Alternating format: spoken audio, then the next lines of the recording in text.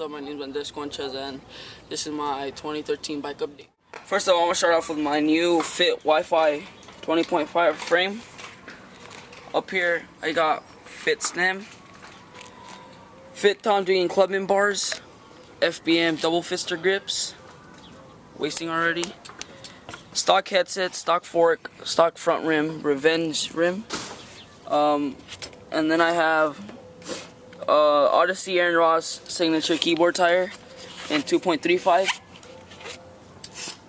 Moving back here, I got some crappy stock cranks, Colt PC. These are crappy too, waste fast. Fit sprocket, KMC chain. And then I have a stock back rim, a revenge rim too. And in the back I have a Fit FAF Teal Wall 2.25 tire. And then I got a Fit seat. There.